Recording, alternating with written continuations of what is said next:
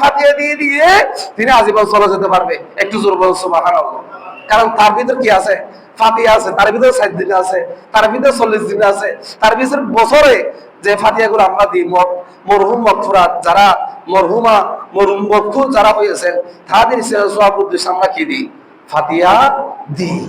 সেই ফাতিহা কোথা থেকে আসে? যে 40 দিন যে মুসা করিমুল্লাহ যে জিলকদের 30 দিন পর্যন্ত রোজা রাখার পরে এরপর আবার 10 দিন বাড়াই দেওয়ার কারণ হলো জিলকদের 30 দিন, জিলহজের ফতর 10 দিন। এই 40 দিন আল্লাহ দরবারে বেশি দামি, খারাপ 40 দিনে মুসা আলাইহিস সালাম আল্লাহর দরবার থেকে ওহীর মাধ্যমে তাওরাত কিতাব পেয়েছিলেন। একটু জোরে বলুন সুবহানাল্লাহ। 30 দিনে পাইলে কয় দিনে পেয়েছেন তাওরাত কিতাব? 40 দিনে। এমনকি 40 বছরে অধিকাংশ নবীর উপর আল্লাহ পাক রব্বুল আলামিন নবুয়ত লাভ করেছেন। একটু জোরে বলুন সুবহানাল্লাহ।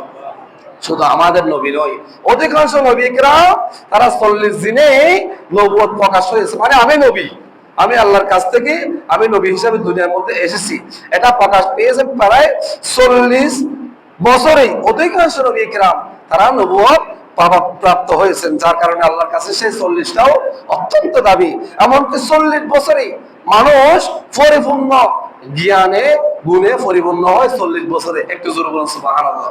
40 বছর আগে যেগুলা থাকে এগুলা কতগুলা হয়? মাত্র শুরু।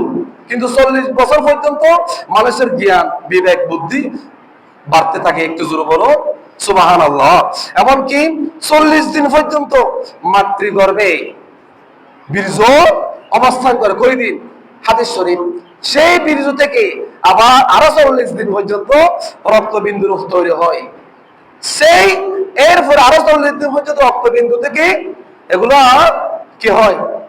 গোস্ত মাংসের টুকরা হয়ে যায়। একটু জোরে বলুন সুবহানাল্লাহ। মাতৃগর্ভে মায়ের গর্ভের মধ্যে 41 এর মধ্যে মাতৃগর্ভে বীর্য অবস্থান করে। এরপরে 40 দিন পর্যন্ত রক্তপিণ্ড হয়, রক্ত টুকরা হয় পেটে।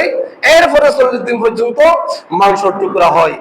এরপরে ধারাবাহিক একটা মা যে 9 মাস বলেন 10 মাস বলেন ছেলেকে লালিত পালিত করে ফেডের মধ্যে বড় করে, দুনিয়ার মধ্যে যখন ছেলেকে চলে যখন চলে আসে, এরপরে 40 দিন পর্যন্ত মা অপেক্ষা করে, তার ঋতুস্রাব হয় আরো 40 দিন পরে। একটু জোরে বলুন সুবহানাল্লাহ।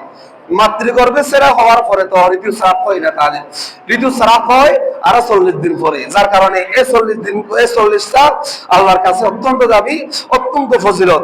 এমনকি 40 দিন পর্যন্ত একটা মানুষ নামাজ পড়লে মসজিদে ধারাবাহিক জামাত সহকারে 40 দিন পর্যন্ত যদি কোনো মুমিন মুত্তাকি পরহেজগার ছেলে বলেন মেয়ে বলেন ধারাবাহিক 40 দিন পর্যন্ত কেউ যদি নামাজ পড়ে, তাকে কোনো মানুষ কোনো শয়তান তাকে নামাজ থেকে কখনো দূরে সরে যেতে পারবে না।